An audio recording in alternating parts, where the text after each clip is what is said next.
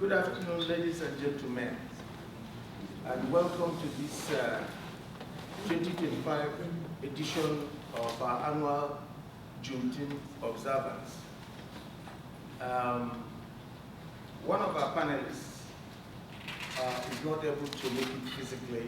He is based in California, so he will be participating by Zoom. So his name is Professor Butch Ware. My name is Victor Carfor. I'm the head of the Department of Africology and African American Studies here at Eastern Michigan University. We salute our Almighty Father for all his graciousness and abiding love for us. And we also salute our human ancestors on whose shoulders we stand today. I do warmly welcome you to this roundtable about the future directory of not only black politics, but also national politics in our country of the United States. It's our country, and every one of us has a constitutional right to contribute towards our quest for a more perfect union.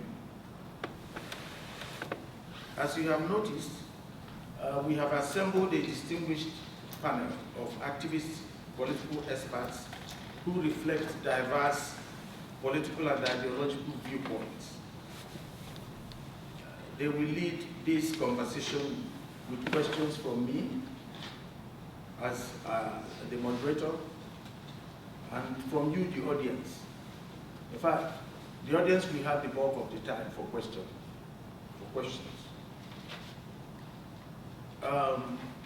As I said earlier, please help yourself to the refreshments. And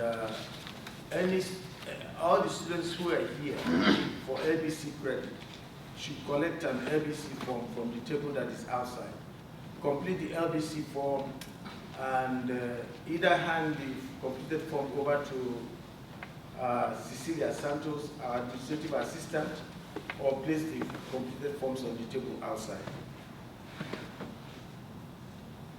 As you may recall, in June 2021, former President Joseph Biden signed into law a federal holiday to be annually observed on June 19 as a national commemoration of Juneteenth, following a swift passage of the bill S-475 by both the Senate and the House of Representatives. While signing this law on June 17, 2021, at the White House, President Biden aptly recalled that, quote, 150 years ago, on June 19, 1865, a Major General of the Union Army arrived in Galveston, Texas to enforce the Emancipation Proclamation and free the last enslaved Americans in Texas from bondage. Reflecting on the significance of this federal holiday, Biden noted, and I quote, Juneteenth marks both the long, hard night of slavery and subjugation and the promise of a brighter morning to come. This is a day of profound, in my view, profound weight and profound power. A day in which we remember the moral stain, the terrible toll that slavery took on the country and continues to take, what I have long called America's original sin. These presidential insights are noteworthy, for as a popular adage says, those who forget their history are bound to repeat its mistakes. It happens all the time. Indeed, African American epic struggles have had an overall salutary impact of expanding the democratic space in the United States, giving freedom a concrete meaning in the United States.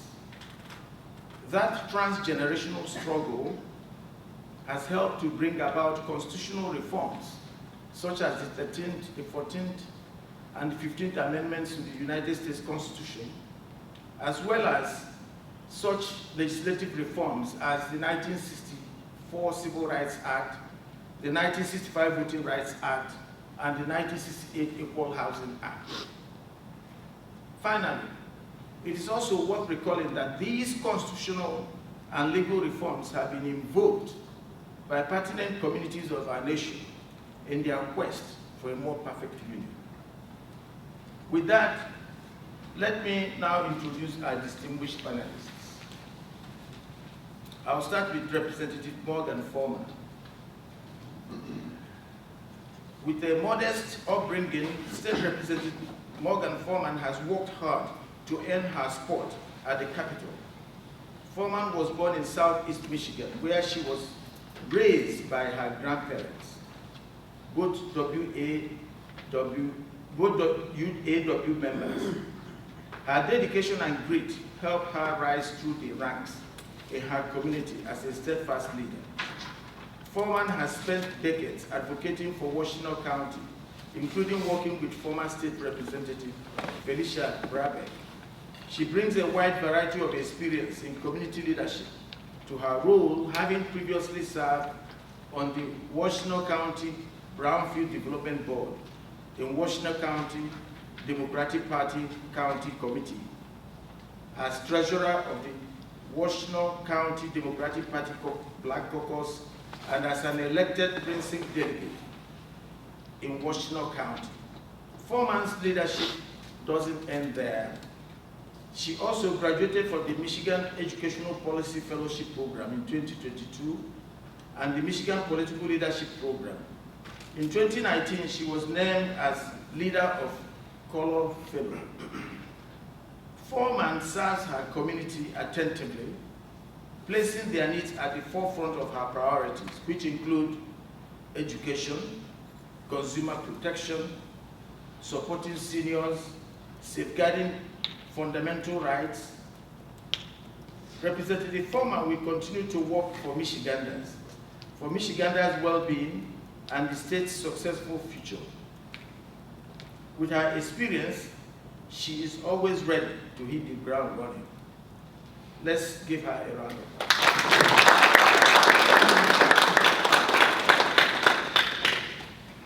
Our next panelist is Professor Butch Ware, who is joining us remotely by Zoom.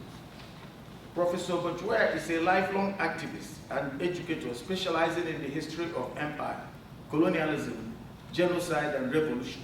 For the past 2 decades, Ware has put scholarship in service of the people, especially in response to the George Floyd murder in 2020, the ongoing genocide in Gaza, and the contemporary resurgence of fascism and white supremacy. He has organized teachings, community education curricula, and other activist and organizing initiatives. More broadly, Ware has been working as a public intellectual activist, artist, and organizer, supporting communities across the country and around the world to challenge imperialism, ethnic cleansing, and endless wars, and to build sustainable, just, peaceful alternatives rooted in African, indigenous, and Abrahamic traditions and histories. He was the Green Party vice presidential candidate in 2024 and is currently running as the Green Party candidate for governor of California in 2026. Butch was born in Washington, D.C. and raised in Minneapolis.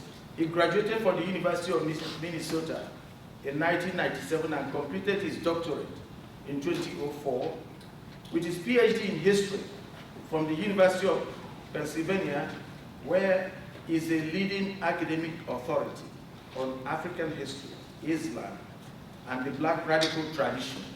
Since 2004, Professor Ware has been a full faculty member at Northwestern Michigan and now UC Santa Barbara, teaching in history, Black studies, and Islamic studies. Let's give him a round of applause.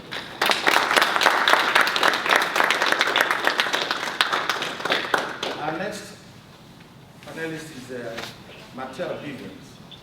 Martel D. Bivens is a visionary leader rooted in Detroit with an unshakable commitment to uplifting his community through education, economic opportunity, and public service. A proud product of Detroit Public Schools and Cody High School, he discovered his passion for leadership and the arts early by studying ballet and modern dance. These experiences taught him discipline, creativity, and perseverance.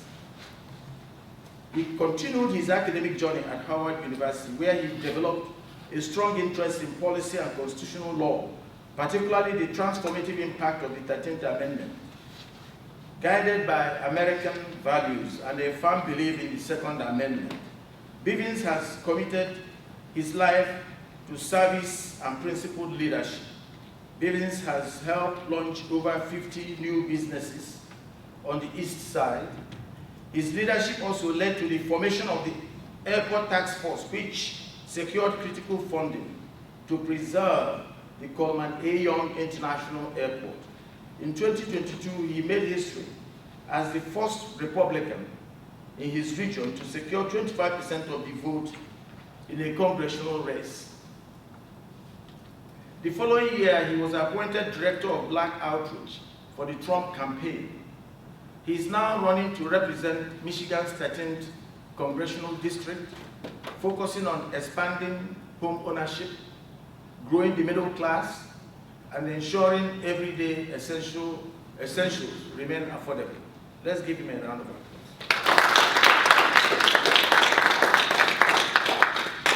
Our next panelist is Ms. Robin L. McCoy, attorney, educator, and mediator. Robin has been a part-time lecturer at Eastern Michigan University, teaching a class about law and the African American experience. She graduated with honors from the University of Chicago in 1996, where she was mentored by First Lady Michelle Obama during her senior year. Robin received her JD law degree from the University of Michigan Law School in 2000.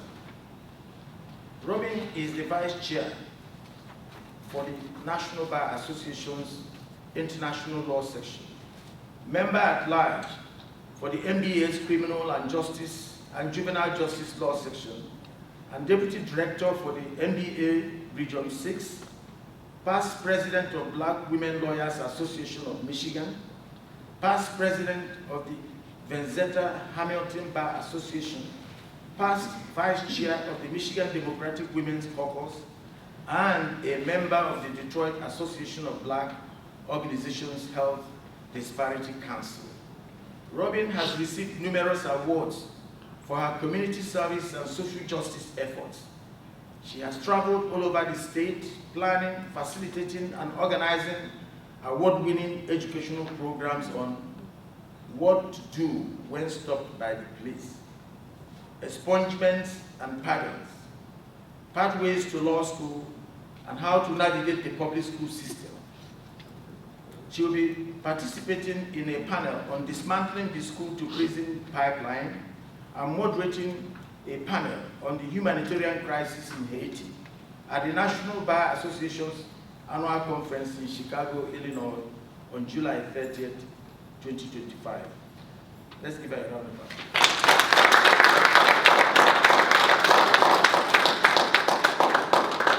The next one is Professor Emeritus Charles Omowale Simmons. Professor Emeritus Charles Omowale Simmons is the CEO and founder of the Hush House Black Community Museum and Leadership Training Institute for Human Rights in Detroit, Michigan. He was a member of the Uhuru Youth Organization and the League of Revolutionary Black Workers in Detroit.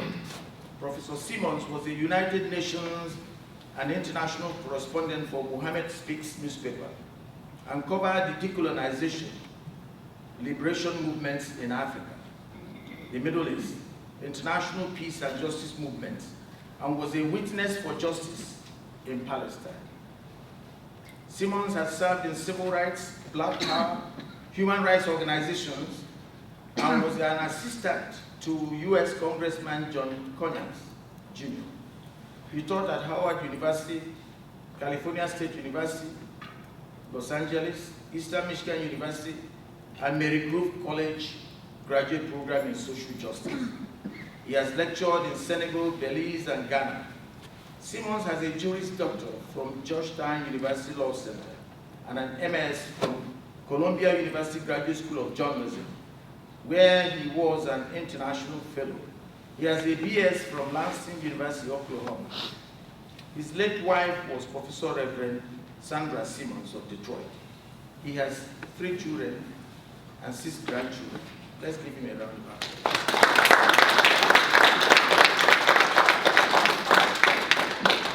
The next, but not the last and not the least, is Mr. Eric Brown. Mr. Eric Brown is an EMU alumnus and a past president of the board of directors of Eastern Michigan University's Alumni Association. In 2018, he was saluted as an Alumni Achievement Honoree. Mr. Brown is a human resource professional, a literacy advocate, a trustee, vice president of the Inkster Preparatory Academy, a mentor and board member of the Michigan Urban Youth Alliance, a member of the board of directors of 100 Black Men of Greater Detroit, and a member of the advisory board of Urban Alliance, and a member of the advisory board of EMU's Department of Africology and African American Studies. That's not all. Mr. Brown is also a headman's track coach at Lincoln High School in Detroit, Michigan, a life member of the Kappa Alpha Psi Fraternity Incorporated, and a podcast host of Detroit in Black and White presents Reality Strikes with Eric Brown. Let's give him a hand.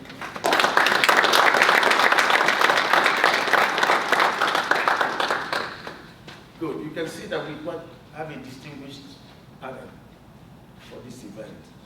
Here's how we're going to proceed. Each panelist will give a 10-minute position statement on the future of not only Black politics, but national politics in the United States. Thereafter, as the moderator, I will pose a few follow-up questions, and after my round of questions, I will invite audience members to come forward and ask questions for the panelists to answer. So if you have any questions for the panelists, please wait until it is time for the audience to pose such questions. You will have ample time to ask as many questions as you want to ask. So let's start with Representative Fong.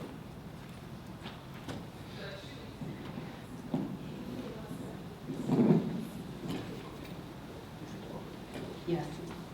Thank you. Thank you and good afternoon. That was weak, but I'll let it go. Thank you. Thank you. First, I want to start by, I don't like this mic, but it's fine.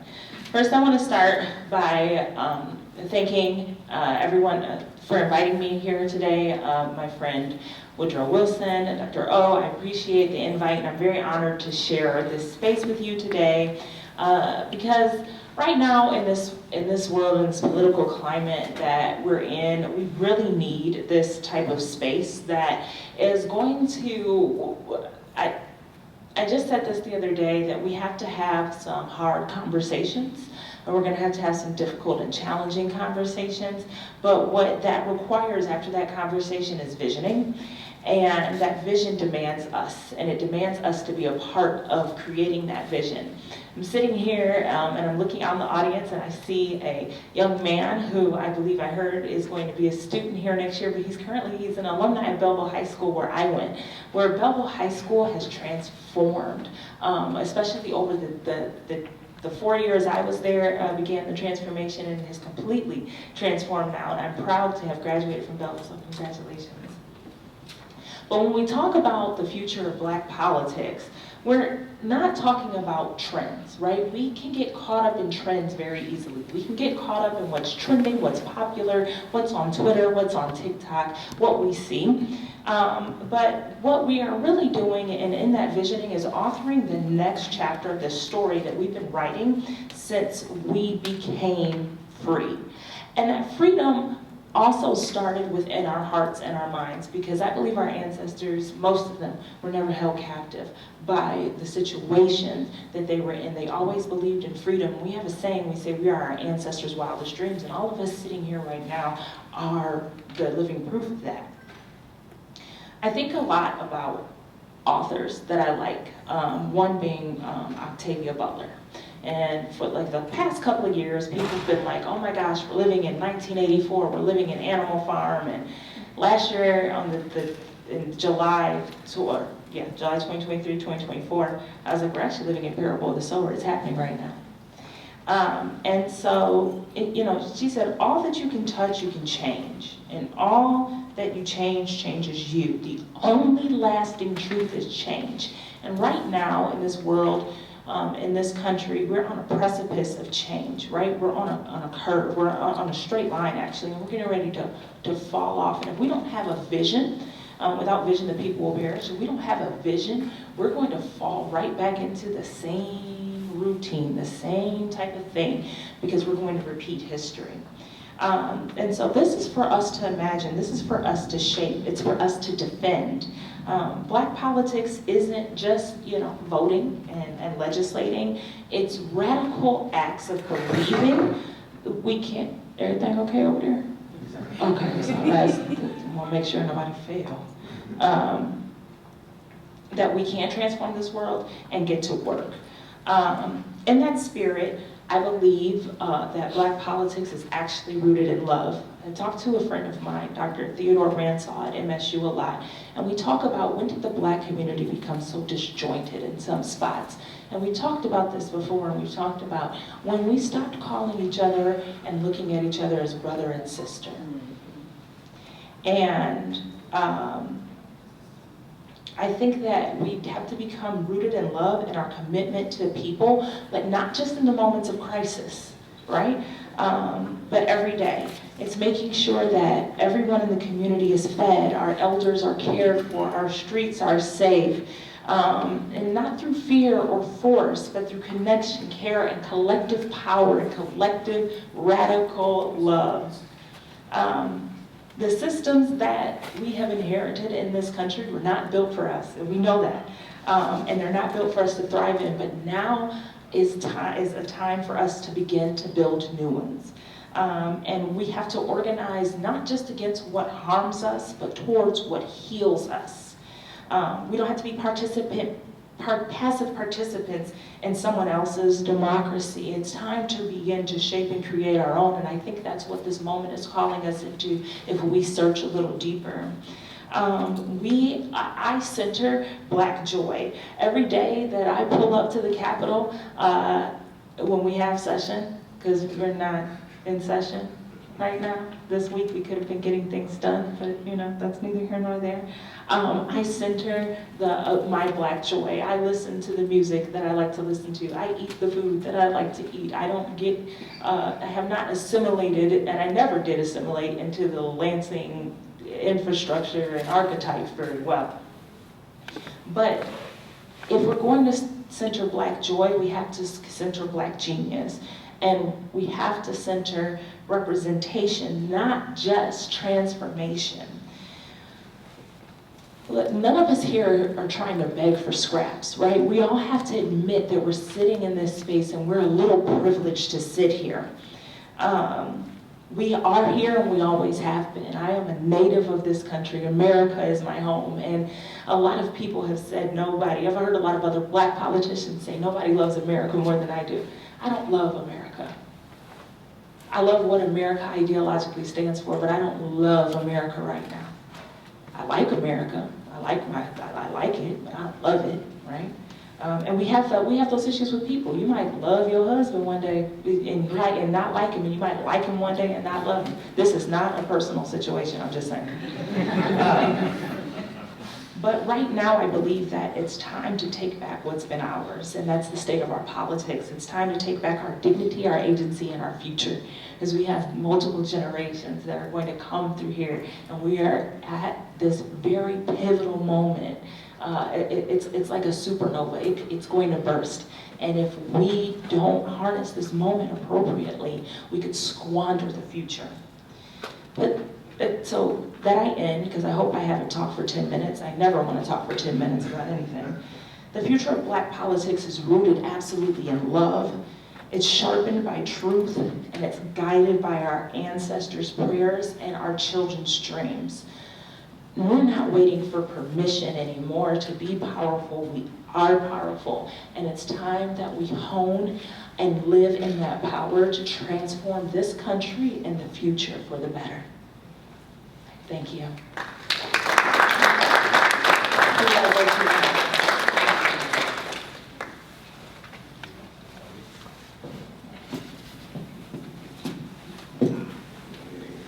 Thank you, Martell Bivens. This is really a full circle moment for me.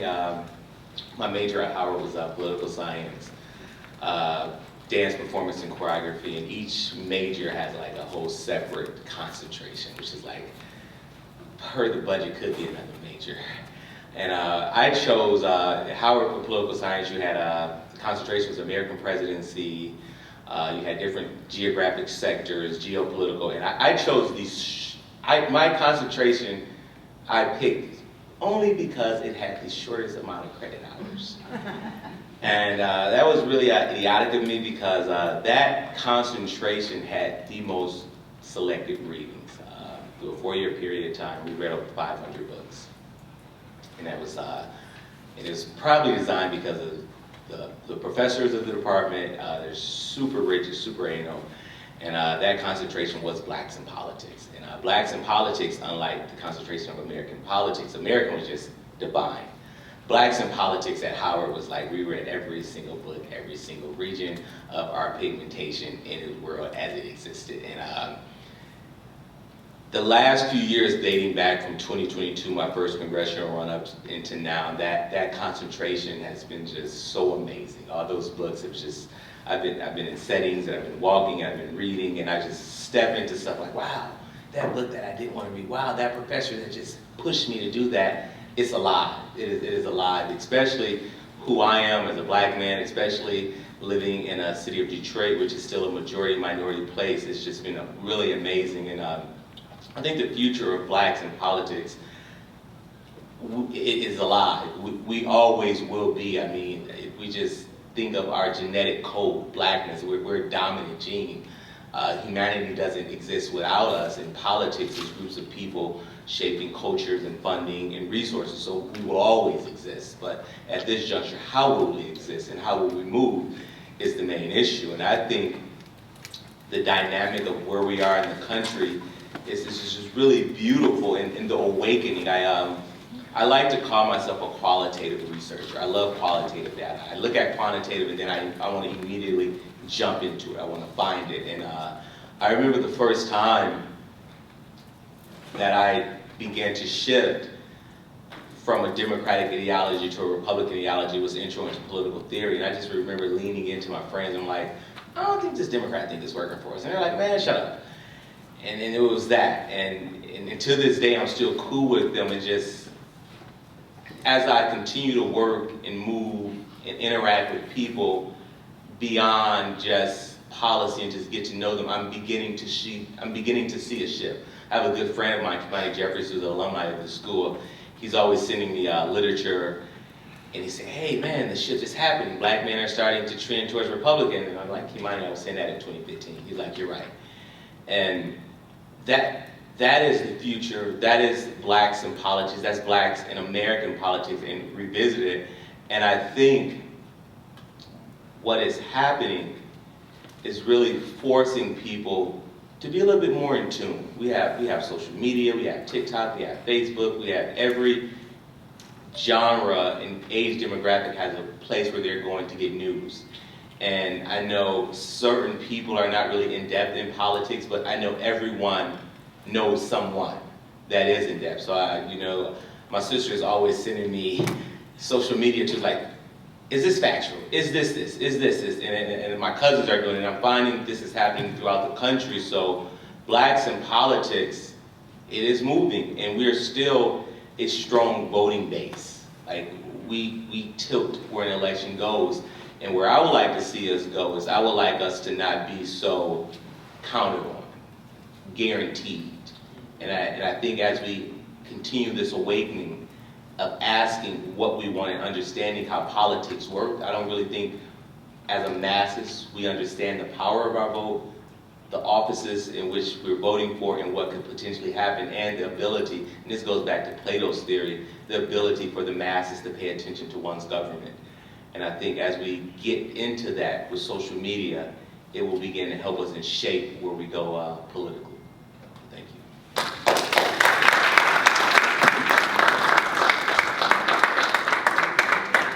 Professor, it's your turn.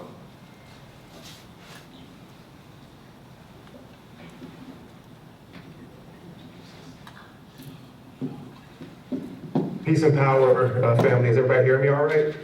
Yes. Outstanding. I set a timer, so hopefully I don't go to 10 minutes either, but I'm used to lecturing for 75 minutes at a time in front of undergraduates, so I ain't making no promises. The first thing that I'll say is it's an honor and a privilege and a pleasure to be with you guys virtually. I taught up the road at the University of Michigan for 10 years, from 2008 until 2018. IPSI was family, so it's good to virtually be back.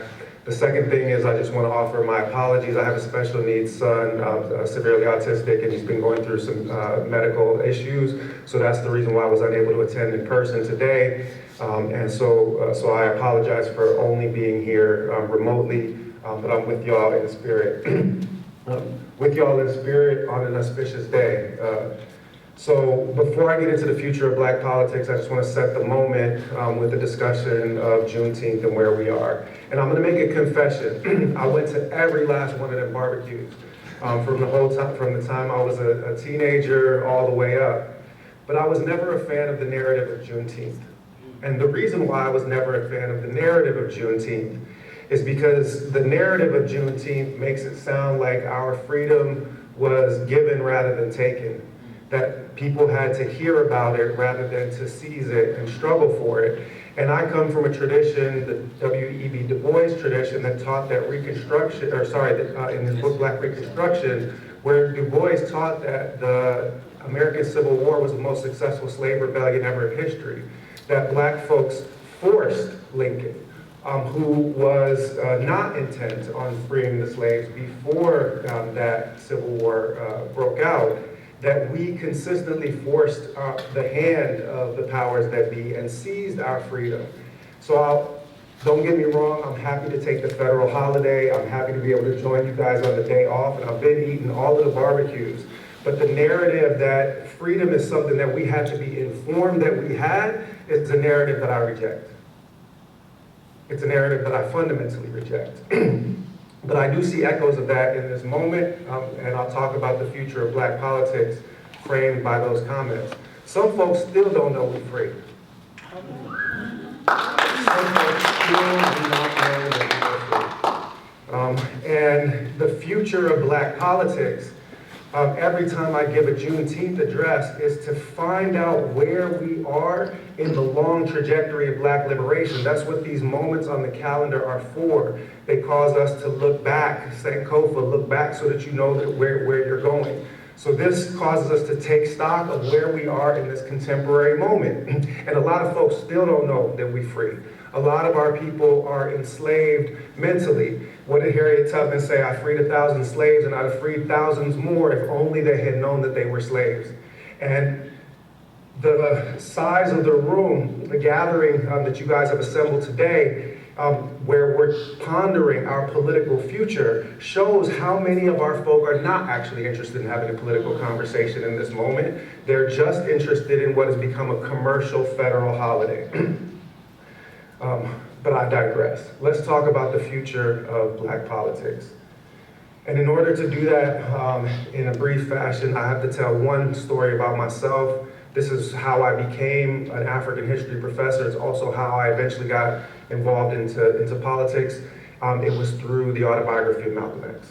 When I was 15 years old, I read the autobiography of Malcolm X. I read it cover to cover in one night. I could not put that book down because Malcolm was honest about how dark the places that he had been in his life actually were. And I wanted what Malcolm had at the end of that book because I had been in a lot of dark places in my life too. My father was a locksmith with a 6th grade education who hustled to make ends meet. And my mother was a teenage mother, 15 years old, pregnant with me, told by her high school guidance counselor to get an abortion because she was pregnant by a black man in 1973. So I had seen some of the things that white supremacy could do, and I wanted what Malcolm had. I didn't live at the same street address for a calendar year consecutively until I was 8 years old. And what Malcolm taught me through his autobiography was that a person who is free in here and in here cannot be put in chains. And I wanted what Malcolm had at the end of that book. I went out and checked out an English translation of the Quran from my public library the next day. I read that cover to cover the next night. I had converted to Islam before the week was out, and that was my baptism into the Black radical tradition and my personal faith tradition. And I have used those joint weapons of Islamic history, which I teach, and Black revolutionary history, which I teach, as instruments for helping us understand our contemporary moment and therefore the future. So I'm going to start to talk about the future by leaning on Malcolm. Malcolm said, "The liberal is a fox. It bares its teeth and you think that it's smiling at you, but you are on the menu. The conservative is a wolf. When it bares its teeth, it's into a vicious snarl that leaves the Negro with no illusion as to where he stands." Malcolm, in 1964, in the ballot or the bullet, posited that the Negro community, the black community, was caught between two predators who differ only in the modality of the hunt, the liberal and the conservative, Team Blue and Team Red.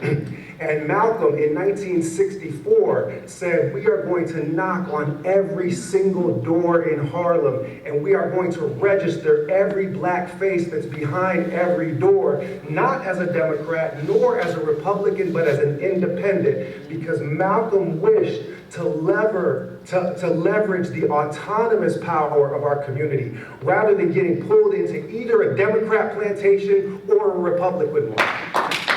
And just to be clear, Malcolm said in 1964 that the white liberal is the most dangerous thing in the Western Hemisphere. I repeat, the white liberal is the most dangerous thing in the Western Hemisphere. And he said that at a time that white conservatives were turning dogs and fire hoses on black kids, at a time that white conservatives were hanging Negroes from trees, at a time that white conservatives were putting bullets in the brains of white voting rights activists and burying them in shallow graves next to Mississippi roads. But Malcolm said what he said. And what we have found, and the reason why I ran as a Green Party candidate, not with Team Blue or Team Red, is that now many of us have made ourselves full-time members on one or the other of these plantations. Either the one that is run by the cunning foxes or the snarling wolves. Malcolm said, "We are not outnumbered, we are out-organized." And our organizational capacity, unfortunately, has been channeled largely into the service of two political parties that ain't got no love for us. They come out and recruit us as part of, Malcolm said it, he said they treat the Negro like a political football in a forever game between liberals and conservatives. Well, it is about time that we embrace power for ourselves. The Green Party has run on a reparations stance, a reparations platform since 2012. They were crazy enough to let a genuine, dyed-in-the-wool black Muslim revolutionary run as the vice president on their ticket in 2024, and we finished third, and I'm coming for him in the state of California right now. The last thing that I'll say on this is that another student of Malcolm, Kwame Ture, who had the honor of knowing Malcolm in life, formerly Stokely Carmichael, for those that would recognize him by his by his slave name, by his government name. Stokely Carmichael, utilizing Malcolm's insight about organizing, he said, "Revolutionaries don't just mobilize around issues, revolutionaries organize against systems." I'll repeat, revolutionaries don't just mobilize around issues, revolutionaries organize against systems. We have seen in these past 5 years of political instability with the resurgence of white supremacy, we have seen massive mobilization around police brutality against black people and cops murdering black people. We've seen more white people marching for in Black Lives Matter protests than we ever saw. Biggest mobilization we've ever seen on this issue. We've seen bigger mobilization for Palestinian liberation. And yes, Palestinian liberation was on the platform of Malcolm, it was on the platform of Kwame Ture. Every genuine black revolutionary has stood 10 toes down for Palestine because they understood that every struggle against white supremacy and American imperialism is a struggle in which the Negro is concerned. But while we have seen mobilization in silos around these issues, we have not seen organization against the systems which produce these outcomes, imperialism abroad and foot on and knees on our neck here at home. So my call for the future of black politics is for us to organize outside of this corporate-owned duopoly, which is owned by the same corporations, whether they are repping blue or repping red. And with that in mind, I will add to the insights that Malcolm gave and that Kwame Ture gave to say that the role of a political party in a revolutionary movement is to channel the people's energy from mobilizing around issues into organizing against systems. And that is why I am running for elected office. That's the reason why I'm trying to build, not just here in the state of California, but nationwide. Thank you for the 10 minutes.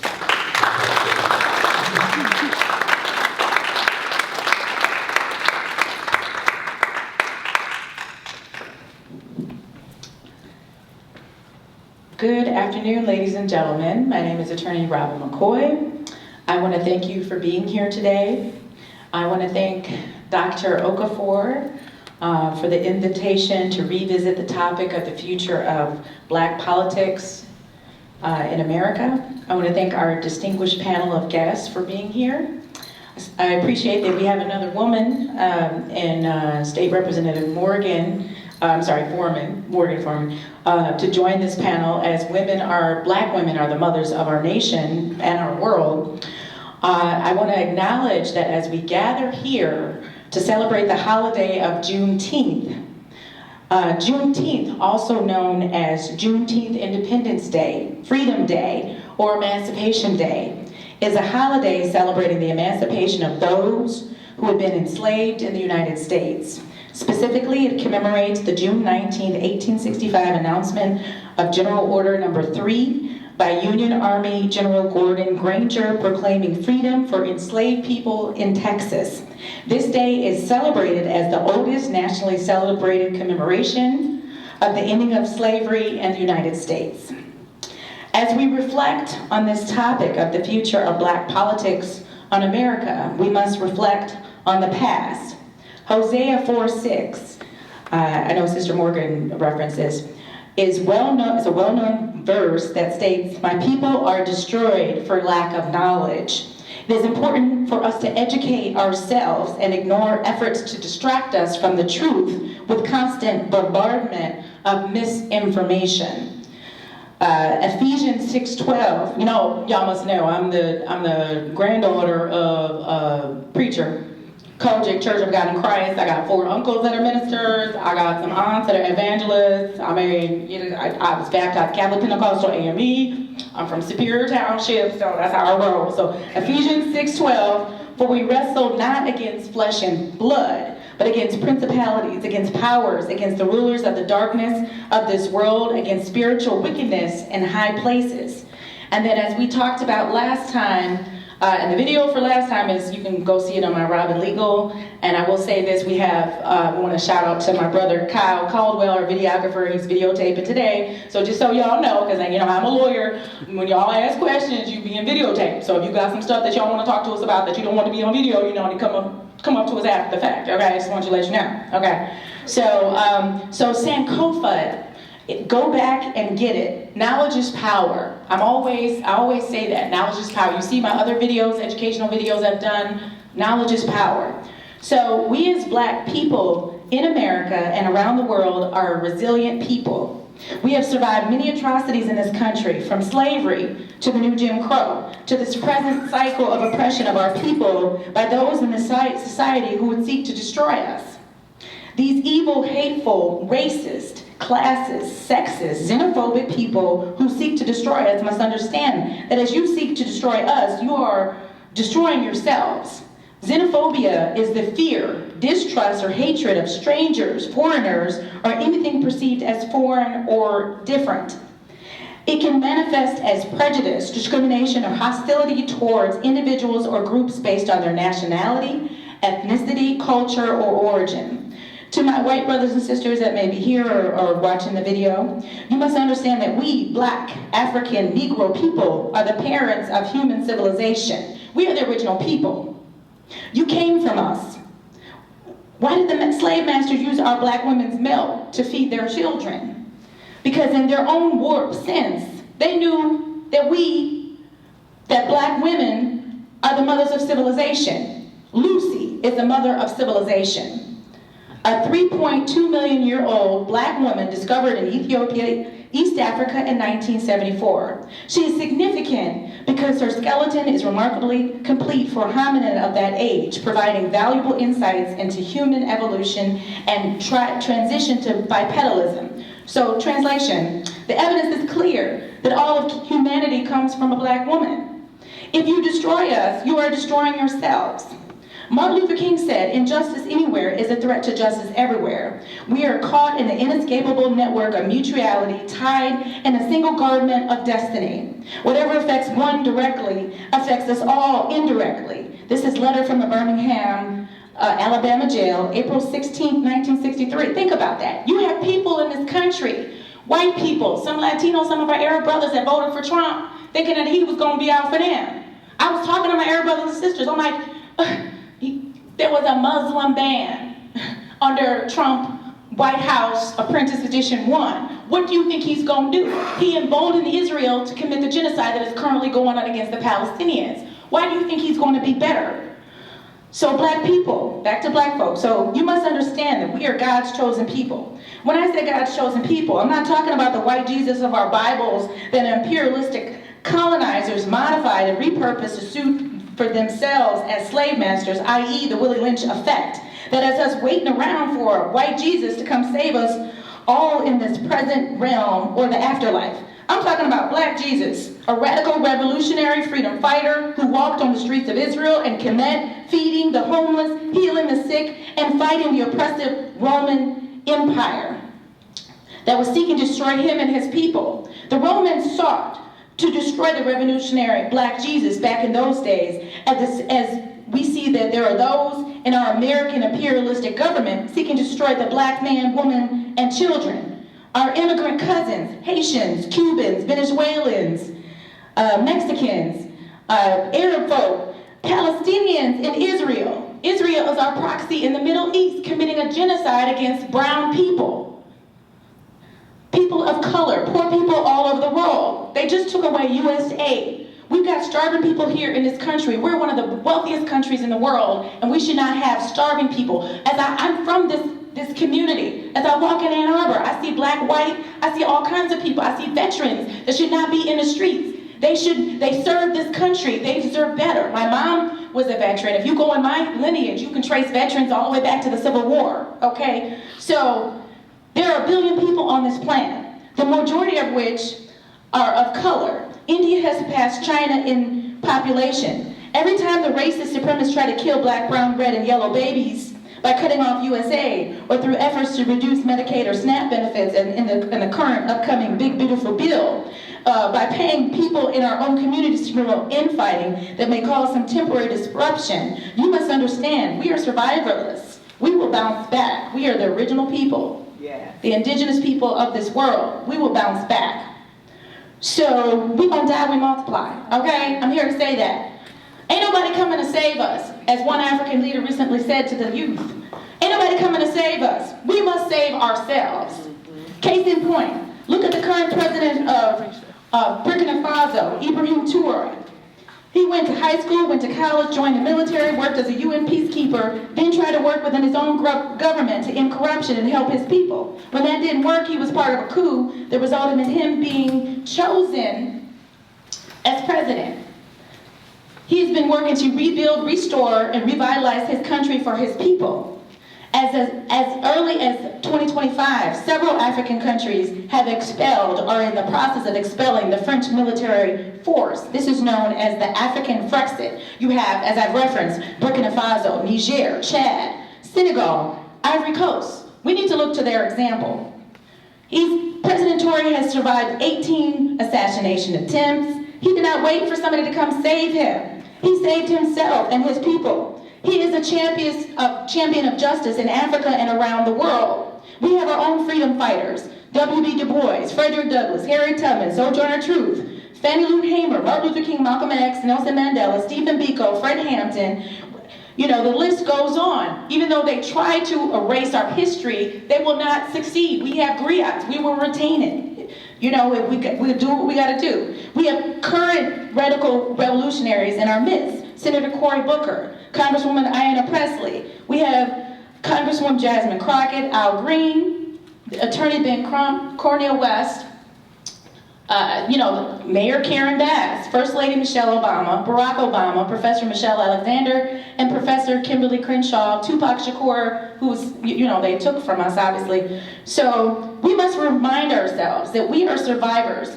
Our ancestors survived the journey from Africa to America and the Middle Passage. We survived the horrors of slavery, black codes, Jim Crow, redlining, segregation, the new Jim Crow, the COVID pandemic, and we are still here. In this current cycle of hegemonic oppression, I think it's important that we look within. We must focus on educating ourselves and our youth about what it takes to survive a storm. We need food, clothing, and shelter. We need to link up with like-minded people, politicians, businessmen, and community organizers whose actions are lined up with their words, not con artists seeking to line their pockets with bribes. After the Civil War, the Japanese, they joined the blue team, the red team. They did what they had to do to survive. We're limited by having a two-party system. Yes, I am a card-carrying Dem, but we are limited. It needs to be the red team, the blue team, the green team, whatever we need to do as a people. Black people need to come together to liberate ourselves. We need to purge the Willie Lynch effect from within our system, and we need to do what we can do to liberate ourselves. We must understand, they're not like us. They clearly showing they're not like us. We need to link up with people that are like us. Ain't nobody coming to save us. We must save ourselves. America needs to wake up, and we need to vote out all the racist, sexist, classist, xenophobic people from our country. Thank you.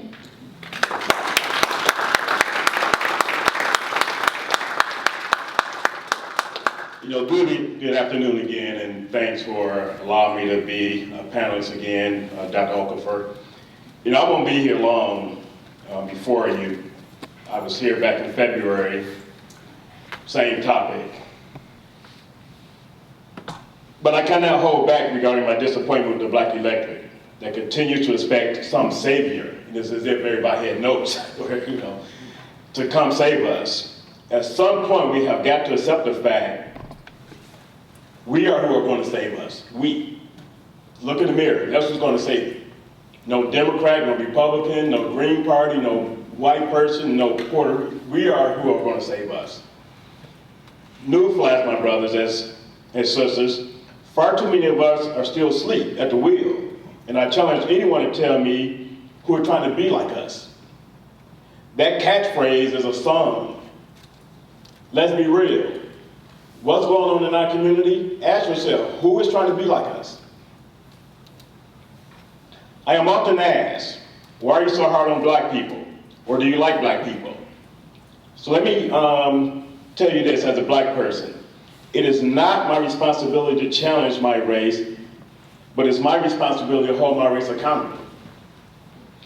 I live in a place that no matter how much our success is, those that screw up results in a broad stroke of consternation being leveled at all of us.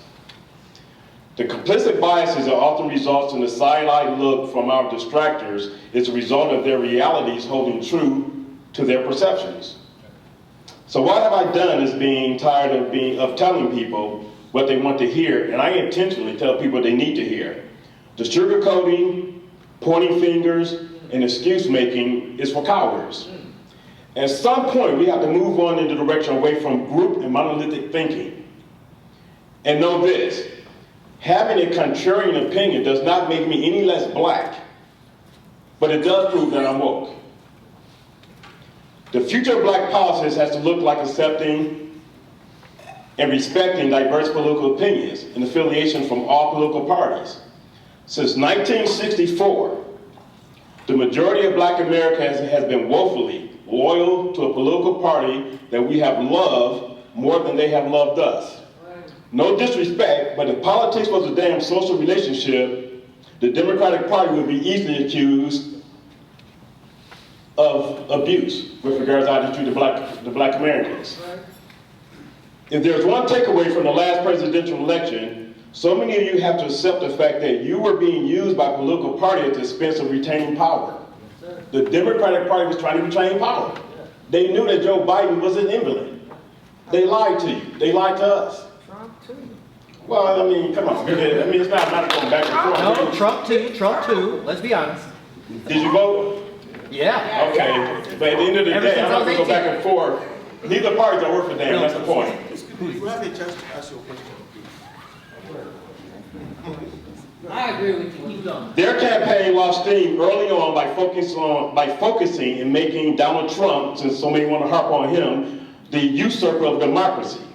When they, in fact, bastardized democracy by anointing someone into the role of presidential candidate who did not get votes from a single one of us. In the end, the distraction of June 27, 2024, and what took place on July 21, 2024, is what allowed one party to win the presidency, maintain control of the House, and take over the Senate. Simply because we, the people, did not demand better and allow identity politics and going along to get along to overcome common sense. I am no apologist for the black electorate, for I walked away from the blind loyalty to a political party many decades ago. Growing up in Detroit, I was told by my parents, relatives, and every black elder that I knew that I had to vote Democrat no matter what. Early on in my college career, I realized that I had been bamboozled. Learning to think for myself, I soon came to the realization that it doesn't matter if it is the right leg or the left leg, it comes from the same damn bird of nothingness. To that end, I have only voted a straight party ticket twice in my life, and I've been voted since 1983. And not since 2008 have I voted for a candidate representing the two-party oligarchy in the presidential election. Here's what I want to leave the audience with in my, with regards to my opening statement rather. Be you, think for yourself, learn the art of critical thinking, and understand this. Black politics has no future if we continue to be a one-trick pony that thinks a savior is coming. Trust me when I say this, the Democratic Party is not our savior. So please expand your political horizons beyond the identity base of being black and thinking that voting blue is the only thing to do. Thank you.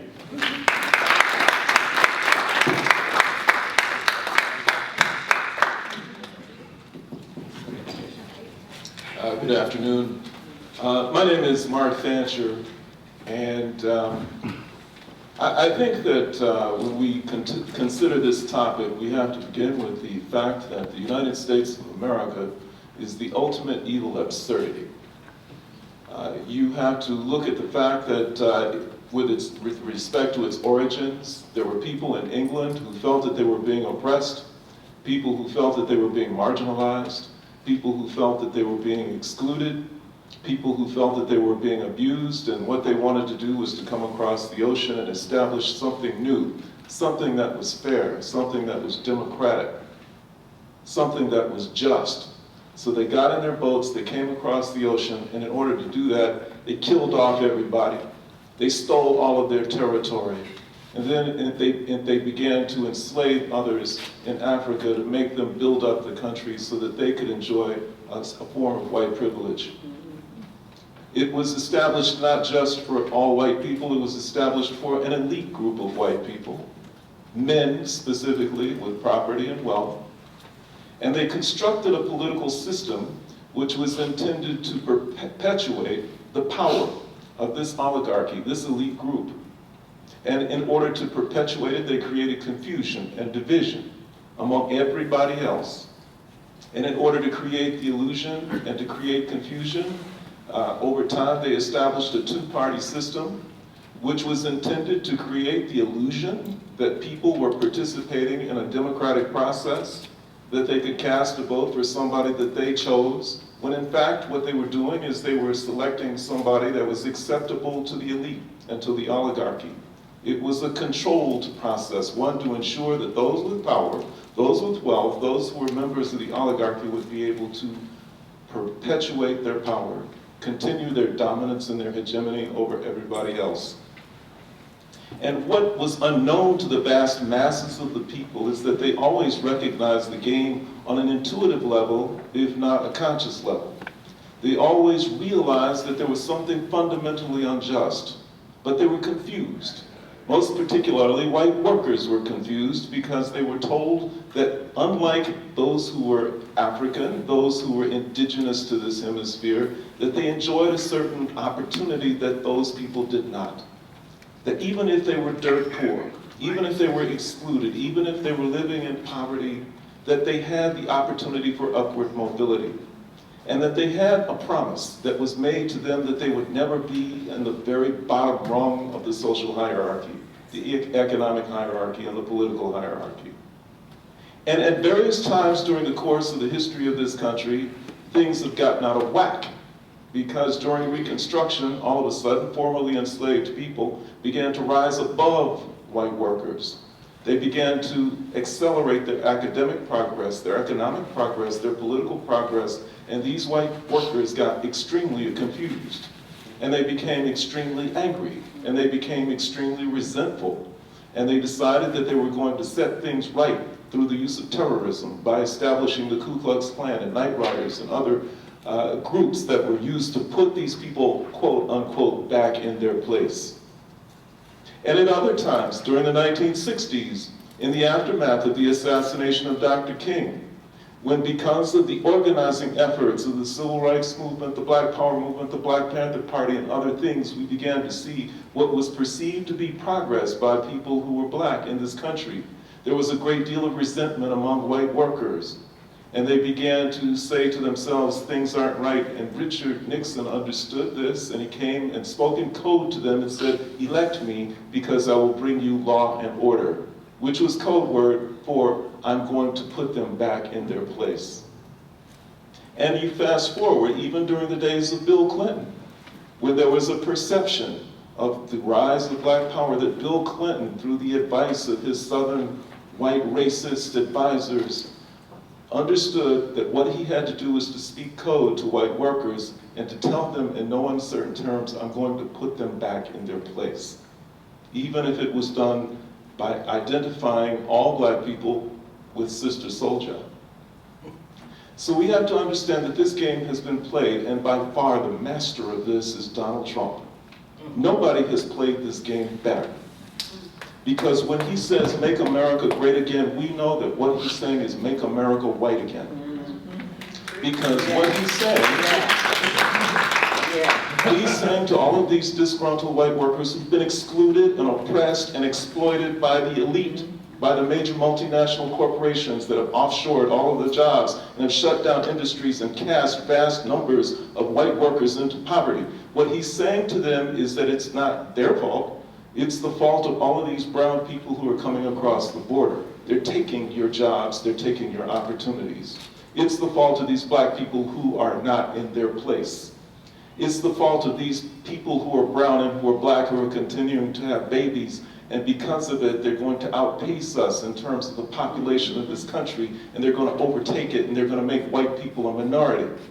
And they're going to take away everything good and decent about America. So I'm going to make America great again by making America white again. So fundamentally, Donald Trump is all about racism and white supremacy. And we have to be absolutely honest about it. I cannot understand black and brown people who sign on to that because either they're stupid or confused or they're self-hating. And so we must be clear about this fact.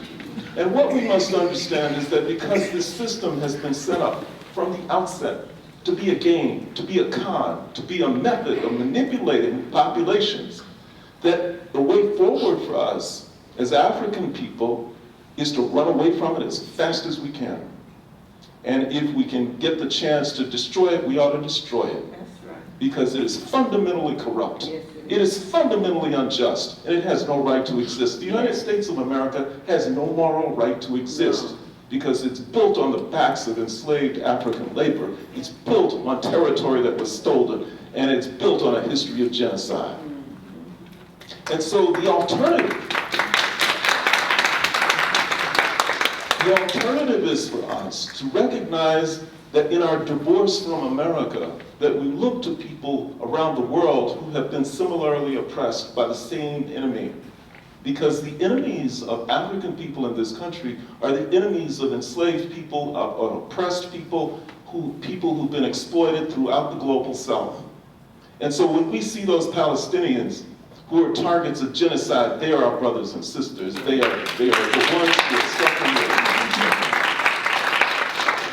When they start pointing fingers at people who are coming across the border from Mexico, from Venezuela, from those places, those are our brothers and sisters, because when you're living in a land that was stolen, there is nobody that's illegal. When we look at Africa, and our sister Robin talked about Ibrahim Traoré, we must understand that there is the future for African people and for African politics. Because even though we as Africans who live in the diaspora do not understand the value of Africa, understand very well that our enemies understand it very well. They understand it because they created the U.S. Africa Command for the specific purpose of locking down Africa from Cape to Cairo militarily. Because they understand that Africa's resources are vast. In terms of mineral and natural wealth, it is unparalleled. In terms of the amount of oil that's in Africa, nobody is its peer, even in the so-called Middle East. And they know that the only way that they will keep us subjugated is to make sure that none of that wealth falls into the hands of Africans themselves. And so our political priority must be throwing out all foreign interests from the African continent, organizing Africa continentally into one United States of Africa.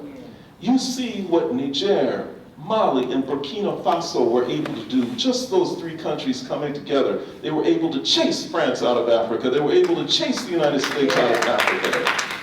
Imagine if 54 countries in Africa come together and say to the world, we're standing tall, we're standing strong as Africa for a revolutionary purpose. Everything changes. Because if you have the United States of Africa with all of its military might, with all of its economic might, with all of its diplomatic influence, with all of its political might and power, even existing, it would never have to raise a finger to help those of us who live in the diaspora. Because when the police roll up on some brother on some lonely night road, and they come out with an appetite for beating up on a black young man today, when they look at that brother and they say to themselves, what's the chief gonna say if we beat up an African? What's the mayor gonna say if we do that? What's the governor gonna say? What's the president gonna say? We're gonna create an international incident right here? Have a nice evening, sir. We just wanted to tell you to be safe. It changes everything. And so we must be focused on that as our political priority and our political objective. Uniting the global South, focusing on making Africa powerful, coming together and rejecting the United States of America as it currently exists. That's the way forward. Thank you very much.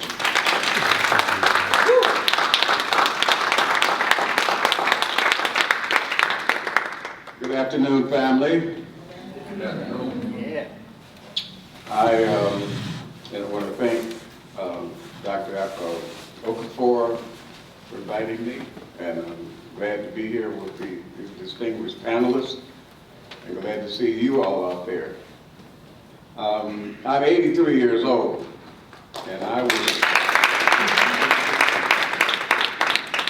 born in River Rouge, south in the Downriver area, and I grew up between Detroit and River Rouge and a farm in Georgia. I've also been a factory worker in my youth. I worked in the auto industry in Detroit. I worked in the steel mills. And I was raised by grandparents who, my grandmother was, she taught Negro history at King Solomon Baptist Church and was active with the Baptist Women's Auxiliary. And they were social workers and community activists in Detroit. Back in the, I'm talking about 1930s, 40s, 50s.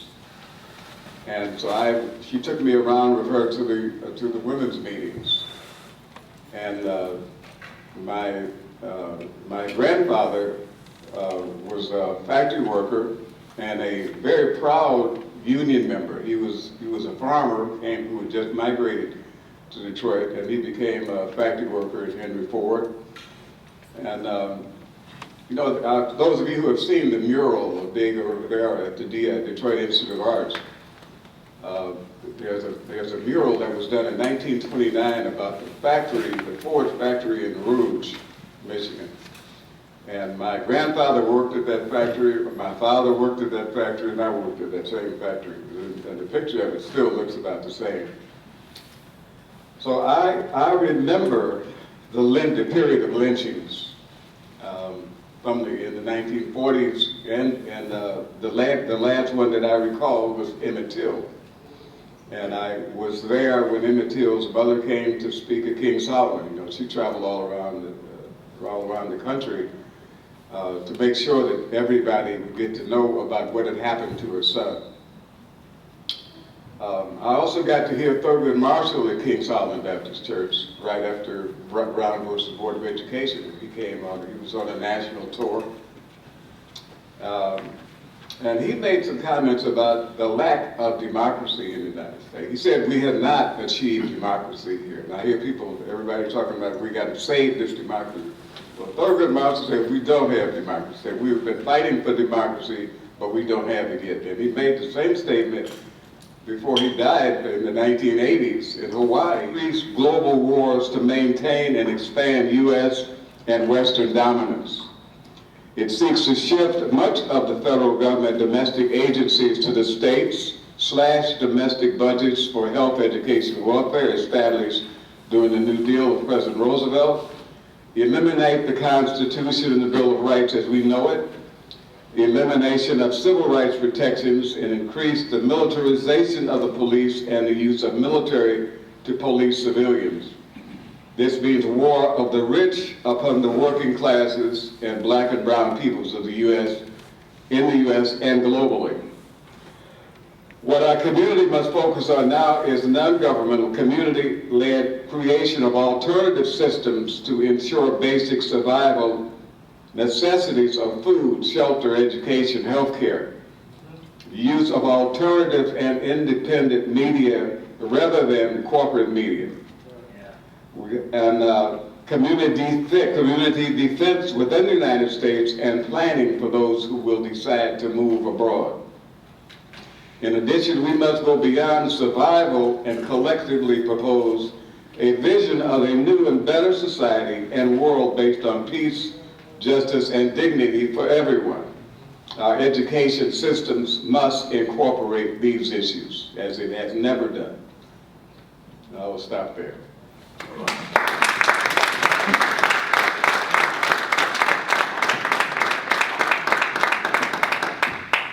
Let's give the panelists another round of applause.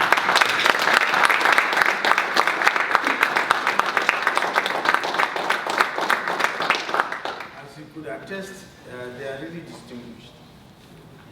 And I will field one question and then see how that goes.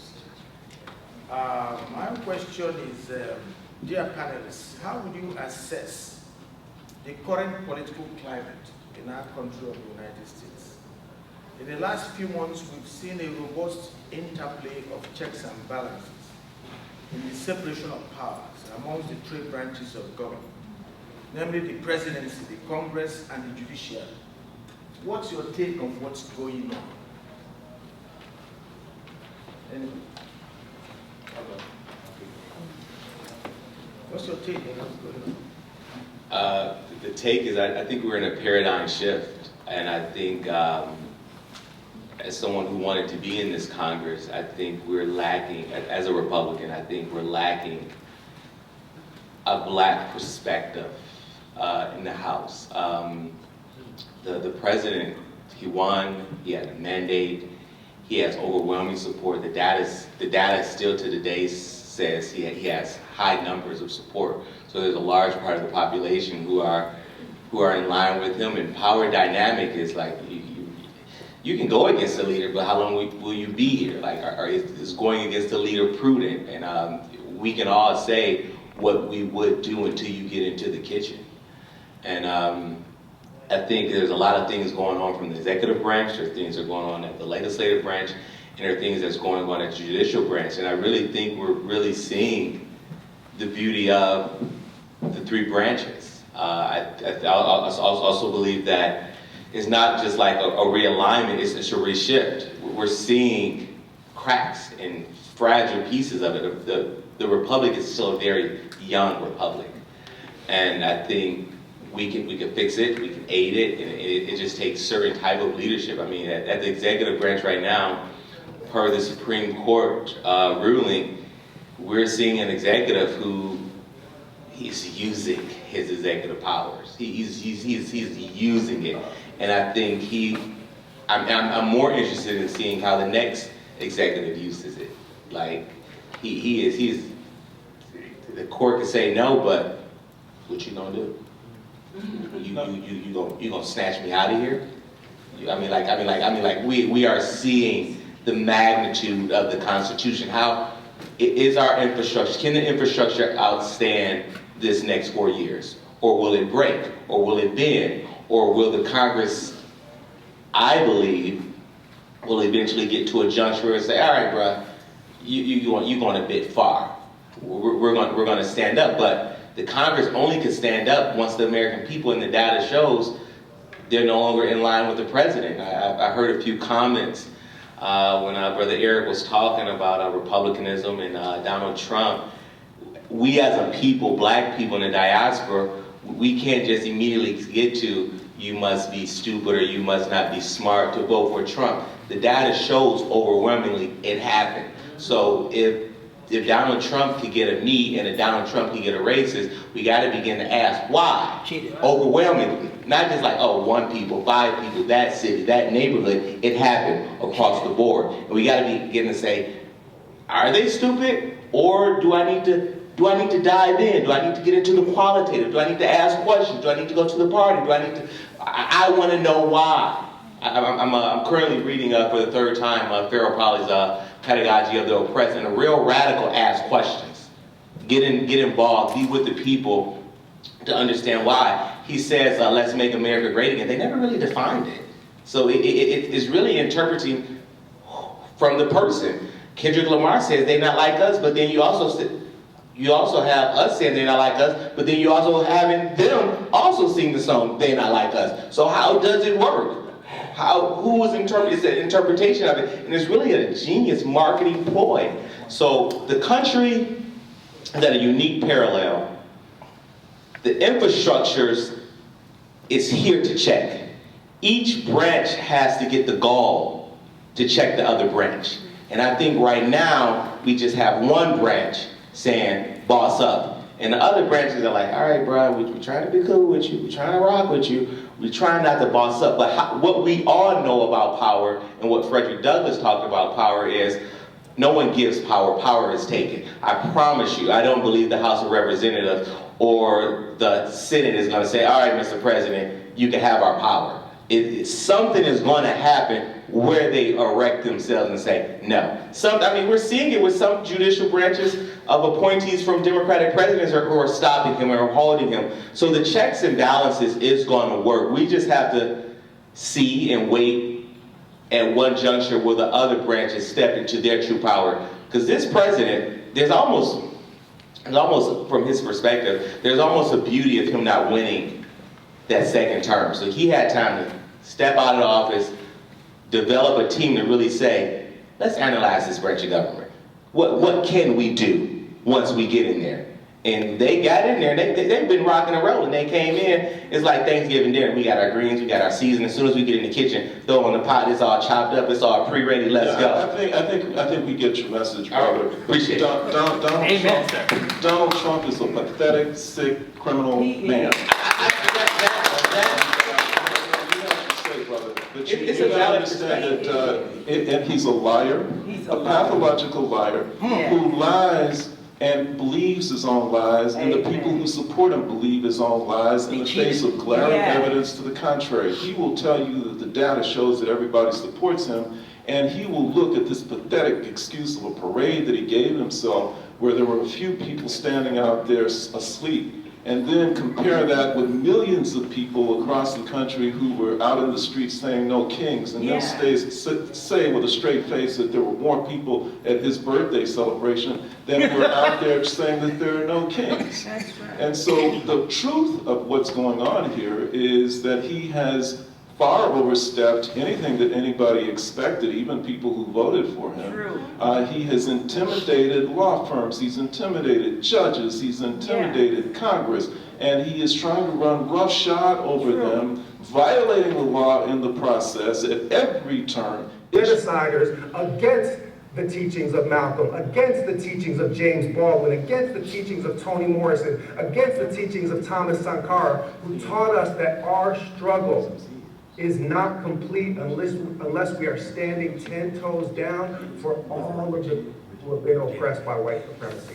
So the last thing I'll say is, if you are down with this political program and you want the opportunity to maybe vote for me at the top of the Green Party ticket in 2028, then go to butchwareforgov.com and get down with a program where we're running on housing as a human right, healthcare as a human right, state divestment from genocide, free tuition, higher education.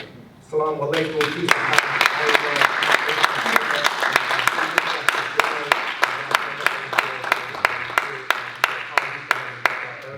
And come in remotely. But thank you very much, and please do reach out to me on Instagram. I respond to DMs at Butchware. So take care. Thank you. Thank you so much for coming. Yes. Hi, I want to thank everybody for being here just by saying every one of you has a part, but all of you together are representing the whole.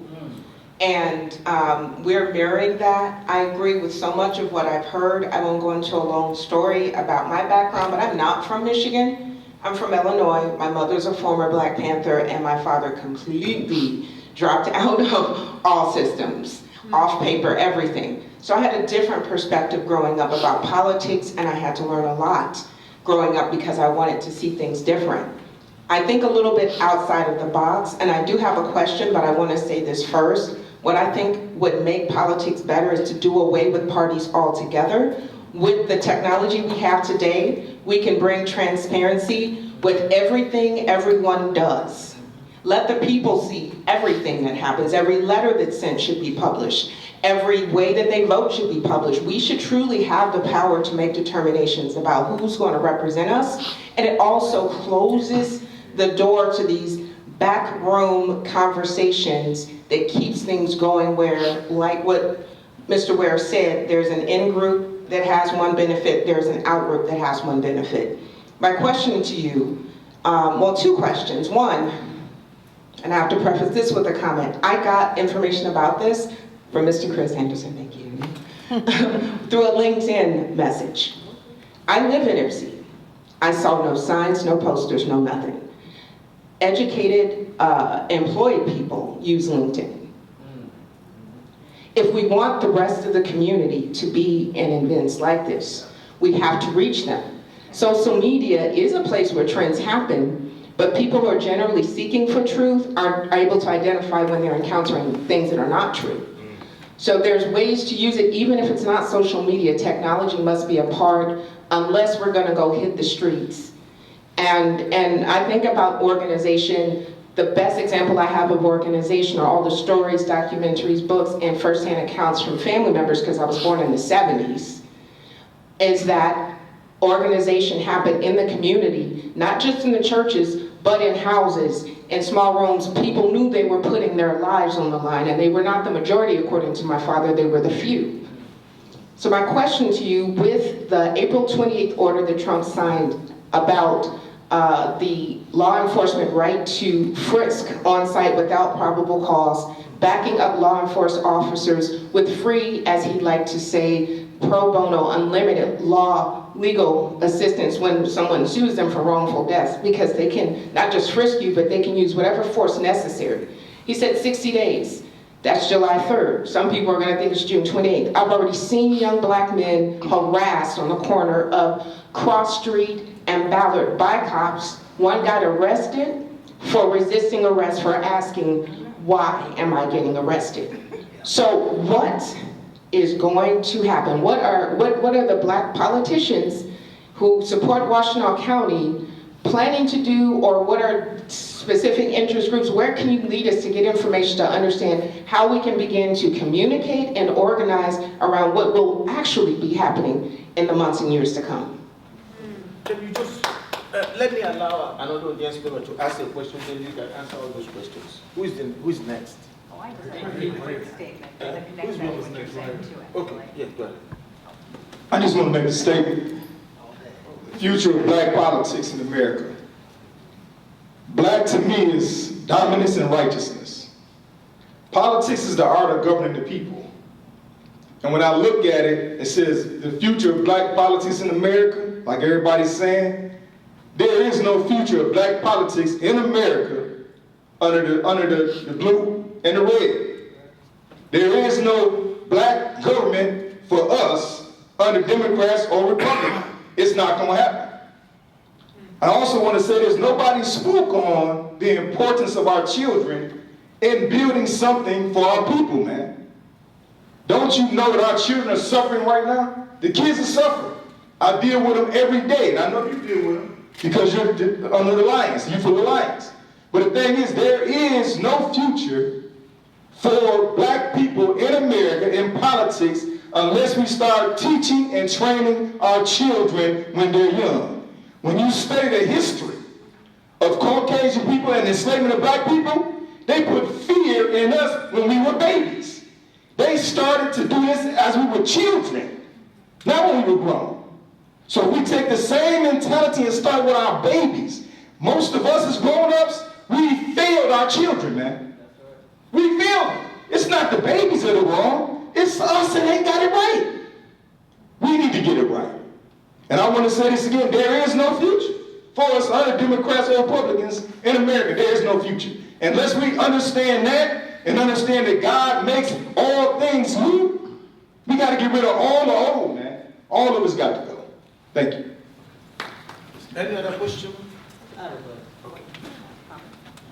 How y'all doing? First of all, I really appreciate the panelists. I appreciate the diversity of opinion and perspectives, and I think it's very healthy and definitely needed as a young black man in these spaces. My experience has been, and this is something a lot of folks ain't gonna wanna hear, but the Democratic Party absolutely sucks for people like me. It is not welcoming, it is not inviting. More often than not, especially locally, us as especially young black men feel like, you know, we are beholden to the Ku Klux Klan, to this mafia, that, you know, it's our job to show up, shut up, smile, be black, and fall in line. And I think a lot of us black folks are just tired to death of being, you know, as serving as banks for everybody else to be able to withdraw, but never anybody else make a deposit. And so to that point, to the No Kings rally, you know, you're right. There were a lot of people there. How many of them were black though? I think these are the kind of questions we have to start asking ourselves. As a young black man, I get chided a lot for saying this, but I feel that the Republicans are making much more honest and genuine efforts to reach a middle ground with us, whereas with the black Democrats, they dispatch usually old black church folks to keep us in line, rather than try to understand us and understand our pain. The Democrats have lost voter share with every voter base except wealthy people and college educated people. And at some point, we can't just rely on the orange man bad rhetoric. We know that. We've heard that for the past, I don't know how long. That messaging is not effective. It just doesn't work. So my question for the panelists is for somebody like me, who's expressing this genuine good faith desire to want to build bridges, but that keeps being told that anecdotally, that no, the problem is you, the problem is you, the problem is you. Well, I feel like 77 million people heard that one too many times. So how do we begin to make genuine good faith bridge building efforts, especially with the youth and with the voter blocks that the Democrats allude? Yeah, I just want to say this very, very quickly. Don't misunderstand, okay? I pointed to the No Kings rally to point out the nuance and the complexity of what we're facing. There's a lot of it, I appreciate it. And that is that, yes, we were not there, and that's the product of calculation by the black community. They know that Trump wanted to weaponize the military and the police to go after black people. So black people have made a decision to stay out of the streets, which I think is a very sophisticated political calculation. White people are waking up. They don't like what's happening with Trump either. But the point that I was making is that there's a danger for us as black people because they have not grown in terms of their racial attitudes. They still remain wed to white supremacy and white chauvinism. So even if they carry out a revolution, that doesn't mean that we win. I agree. And so, but the trap that I hope that people will avoid is I think that it represents sophistication and growth for black people to recognize the futility and the bankruptcy of the Democratic Party. That's a wonderful thing. That shows incredible growth because it's a capitalist party, an exploitative party, a racist party. But it is a fatal error to think that the Republican Party, if not the Democratic Party, then we default to the Republican Party because it's worse. So we have to reject both of them. Think outside of this entire political process that's been set up. It's a trap. It's invented to make you think these are your only options politically. That you only have to choose between Democratic and Republican. They got you either way if you stay within that trap. Get out of it completely. Begin to think in creative new ways politically about who you can make alliances with, who you can work with in solidarity. And if you're honest about it, you'll see that there are many people around the world who are as oppressed as we are, sometimes worse. Okay, I pointed to the Palestinians, I pointed to the people who are coming across the border, I pointed to the people in the global south, those in Africa and other places. Those are the people who we can make alliances with and have an effective, form a political force that's effective. But they recognize that too. And this opens up a whole new can of worms, but there is a movement within the black community now which has been inspired by outsiders, even though people deny it, to make us xenophobic. For them to say, not only should you not line up with those who are immigrants, but you should also not even make common cause with people who are of African descent, who were not from this country, who were not enslaved in this country. That's dangerous. Okay? We need to make sure that we are extending and building those bridges that you talked about to people who are facing the same situation that we're facing, even though they may not live within the confines of the United States of America. And we definitely have to get out of this political trap that they've set up for us, Democratic versus Republican. No, it's a dead end. And you know, you brought up a very great point, and I know I've seen you at other events with regards to the children. I gave a moving on ceremony last week to 8th graders going on to 9th grade. And one of the things I spoke about, I intertwined two songs, Earth, Wind and Fire's That's the Way of the World, and George Benson's The Greatest Love of All. Because if you understand the lyrics of both of those are messages for the youth. You know, in That's the Way of the World, you know, child is born with a heart of gold, the way of the world turned his heart so cold. George Benson's, you know, I believe the children are the future, teach them well, let them lead the way. It's our responsibility to lead them into the way that we want them to be.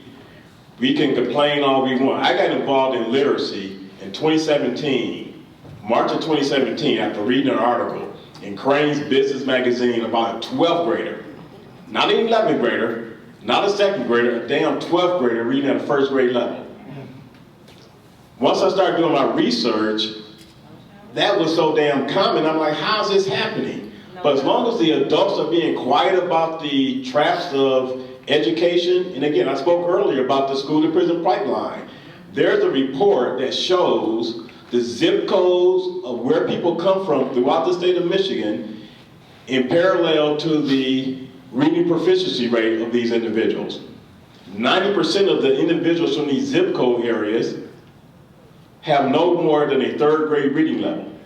So the third grade law is no coincidence. It's no coincidence. And as Martell Bivens talked about the 13th Amendment, that's legal slavery. They found a way to keep slavery alive through the prison system.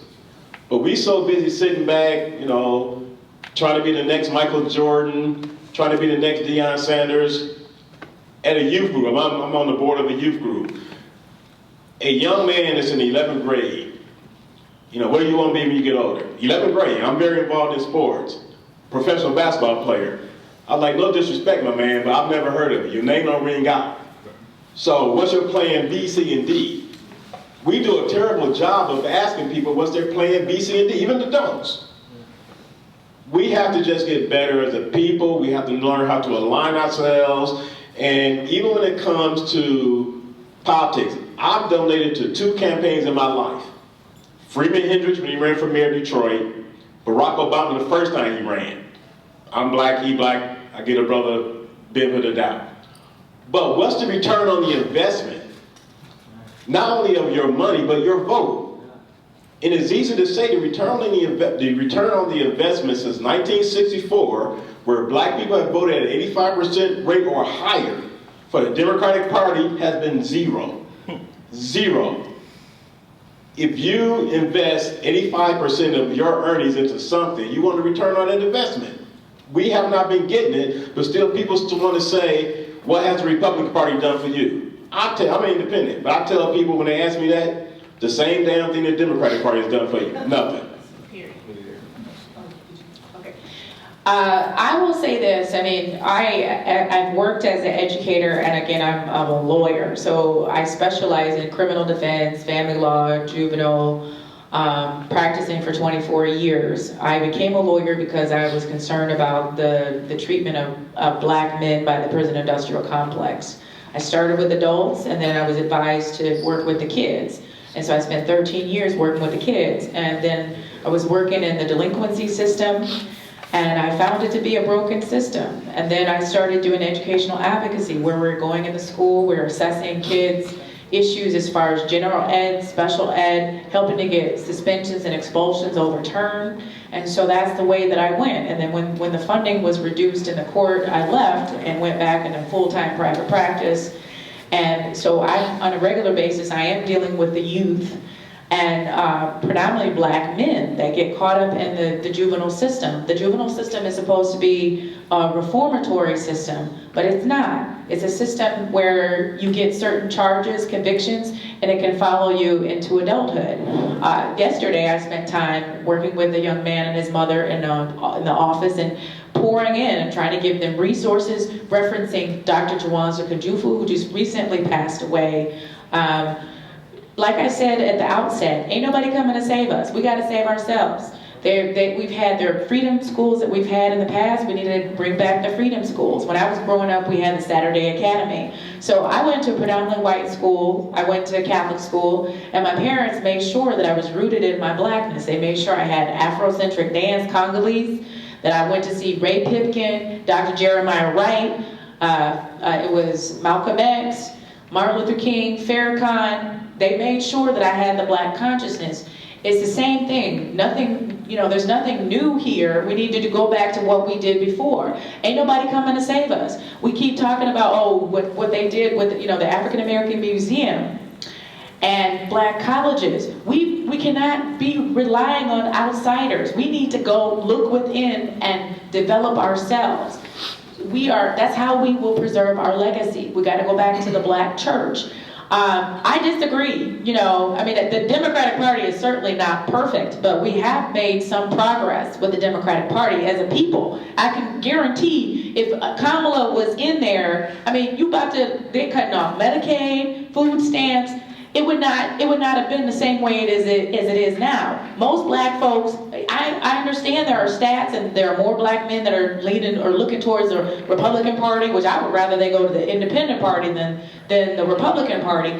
So, but black folks, most of us did vote for Kamala, okay? Again, like I said, we voted for Kamala. Kamala comes from immigrants. She would not have been the same way. We would not be in the situation that we're in. Even with Biden, y'all keep talking about, I'm not saying all y'all, but some of y'all talking about how he's the invalid. With the invalid, had all these problems. We were in a better space. It wasn't perfect. We were in a better space than we are now. Right now, it's a hot stinking mess. We don't know if we're going to be on World War III or if it's the end of democracy. Kamala is a black woman, and I'm tired of seeing the people taking down black women.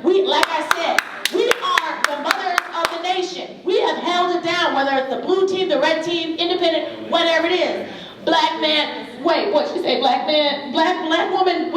See, again, the misogyny is real. It's a problem.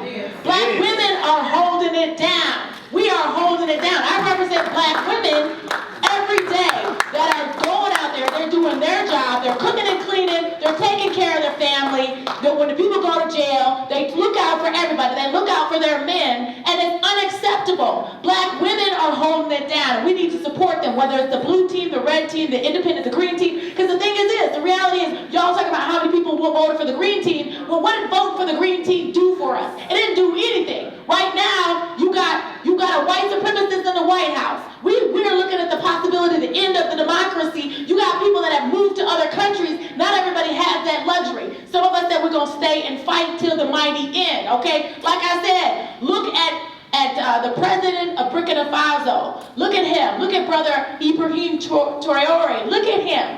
And understand. And look in the mirror and understand. Have pride in yourself and stop denigrating black women. Because that's part of the white slave master Willie Lynch effect that has been put on our country and our communities. Thank you. Okay. The time now is 5:35, and this program was actually designed to end at 5. And you can see that it's been a robust conversation. And as I was listening to you all, I said to myself, maybe we should also do the future of black politics part 3 in the future. What do you think? The future of black politics in America part 3, right?